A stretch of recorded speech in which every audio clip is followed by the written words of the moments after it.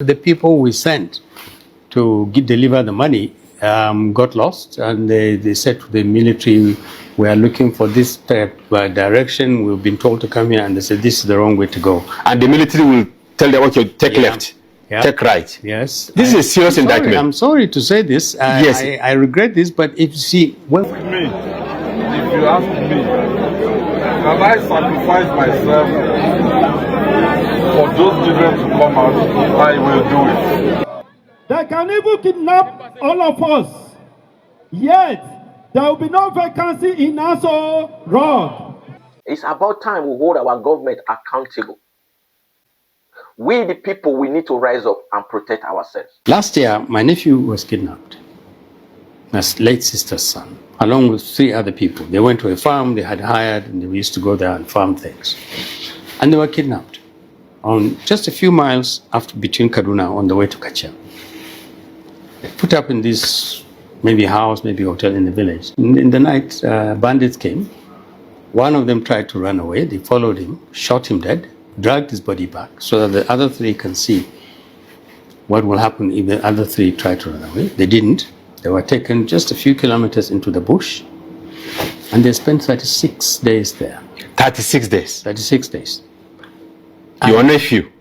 My nephew, my sister's son. At that time, I was the special. I was the special advisor political to the president. I was working in the villa. There was hardly anybody I didn't speak to. We gave them the coordinates, which was easy to get. Where those 37 days, every single day, Malanza, we spoke with the bandits and we spoke with our nephew and the 2 other people every single day, with 4 or 5 of his uncles. Every day we conversed. Every day they would tell us their condition. We will negotiate. And they would tell us, the bandits will speak to us and give them the phone. We insisted on speaking to him because we wanted proof of life. Yes. And they kept making demands. They knew everything about him. They had done their research. The very day they picked him up, they said, you are Ismail Sahabi. You are what? Yes. They said, your uncle is so. They were talking about me. Special advisor to the president. Living in the villa. He's a big man. He works in the villa. So we are going to get a lot of money. They also told him about my other brother, Dati. And he was what he was doing. And they said, so we're going to ask for a lot of money. They kept them there. The first time they said, they told us 25 million. And we thought, okay, we looked around for 25 million, and they wanted 3 motorcycles and a lot of drugs. Drugs, a lot of medication, rice, all sorts of things. And we sent it to them. They told us where to go. You sent it? Oh yeah, we sent it to them. But at the same time, we also told everybody, imagine in that position, I know just about everybody who was in government, and I could go walk into their offices and ask for sympathy. Please, it's my nephew. They're going to kill him if he's not rescued. And people say, oh, give us the coordinates. And it was easy to get the coordinates. You gave them? Yes, we gave them all the coordinates. They will say, oh, they will not spend. They spent 37 days. We spent, all in all, between the first day they were kidnapped and when they were released, we had spent close to 175 million naira. 175 million naira. Eventually they were released. This 175 was made up of about, I think, 120 million in cash in 3 batches. We sent people to them. They gave us directions. In one of the 3 times that they took money, they even ran into some military people who said, you are going in the wrong direction. This is the way to go. I mean, when the bandits took the money? Yes. And then moving to their escape route? The people we sent to deliver the money got lost, and they said to the military, we are looking for this direction. We've been told to come here, and they said, this is the wrong way to go. And the military will tell them, okay, take left, take right. Yes. This is a serious indictment. I'm sorry to say this. Yes. I regret this, but if you see, when we say things like, there's a system behind this organization, and this is last year. Now, they really what's part of it is when our nephew was released, and we would ask him things like, well, what did they do with all that money? He will tell us. If we had sent money and it gets to them by 6 p.m., by 9 p.m., a whole bunch of their seniors will come, literally take away everything, leave a little bit of money, a little bit of drug, a little bit of medication in the camp where our nephew was held. And He saw their seniors. I mean, oh yeah, people would come and collect this money, and they would tell them, we are just safekeepers. There are bosses, and they have bosses, and they have bosses. In retrospect, to be honest with you, I'm glad. We never went public, but we told government, we told everybody in government. I did, and I begged them.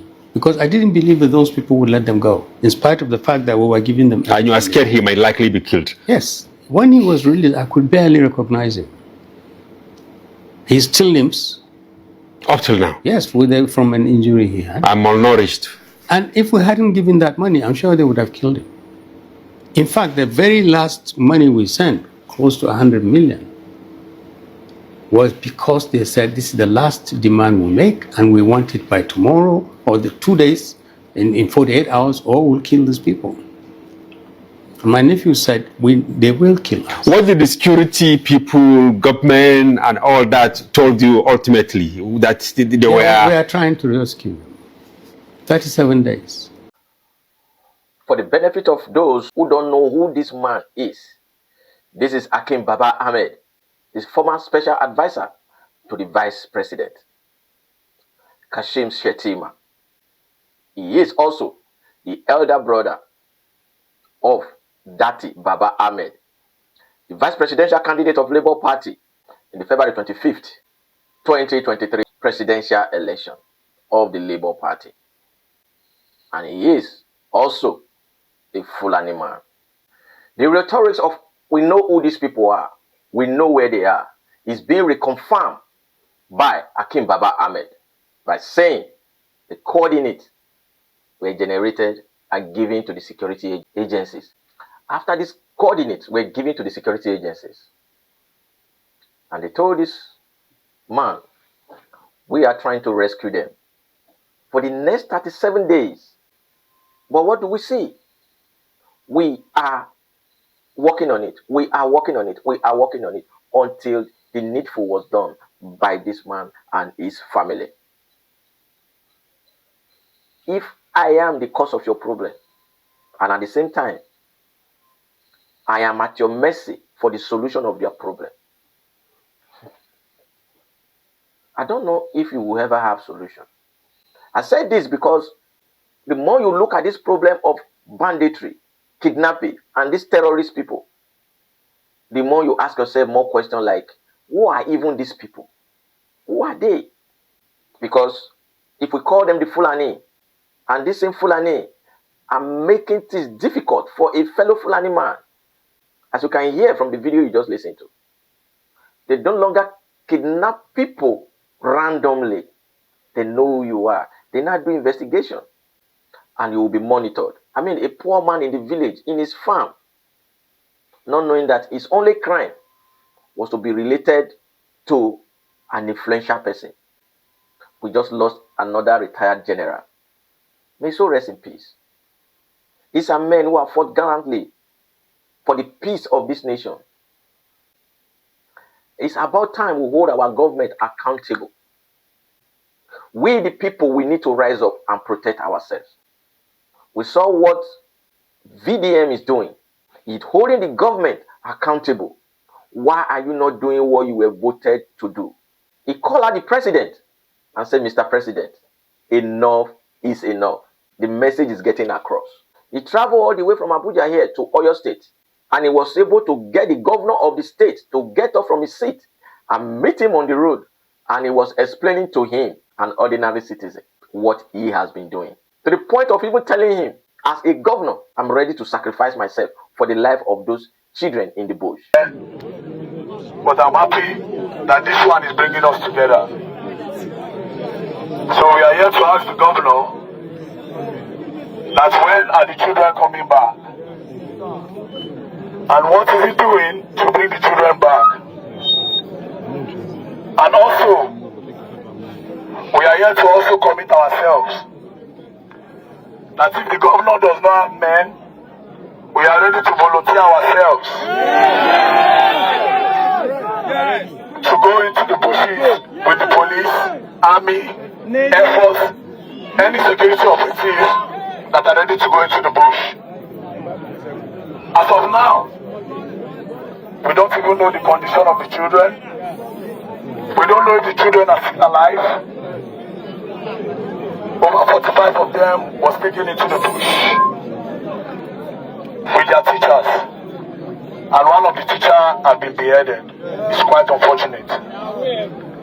So we want to tell the governor what is the plan and when are we going to see the children. Thank you, sir.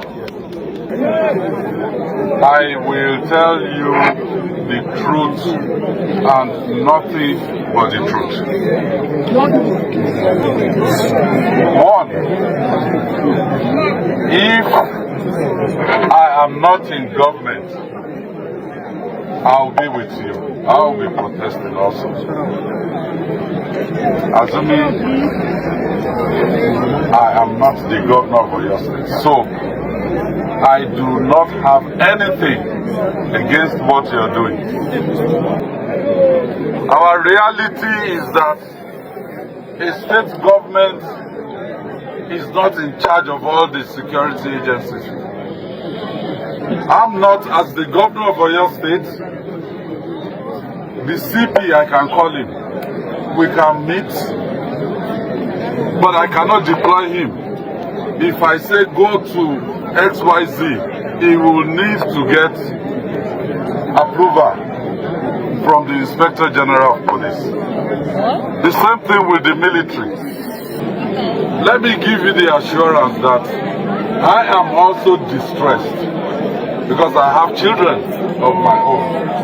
I'm also distressed with what has happened to our children, and it has been 1 month. It was 1 month yesterday, 1 month and 1 day already now. I can confirm to you that a lieutenant in the Nigerian army was killed 2 days ago.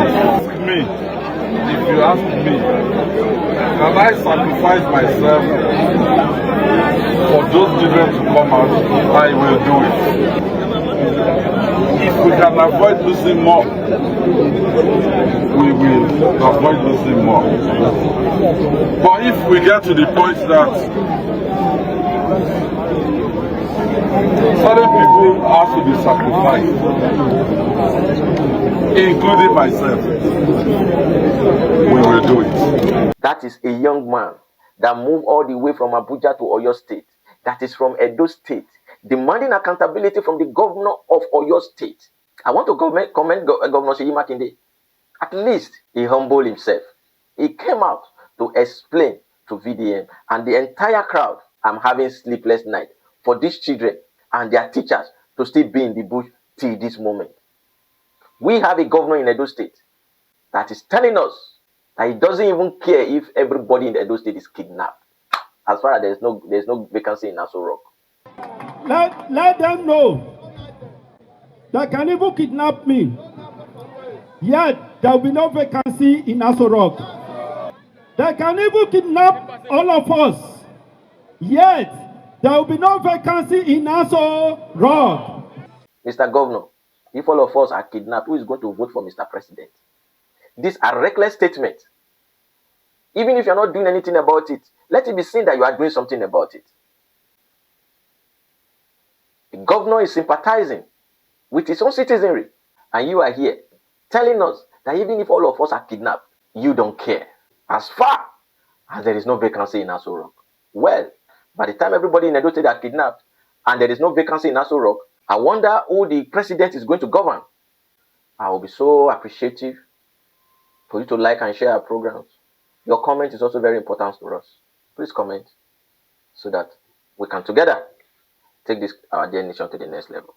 I believe that Nigeria will be great again.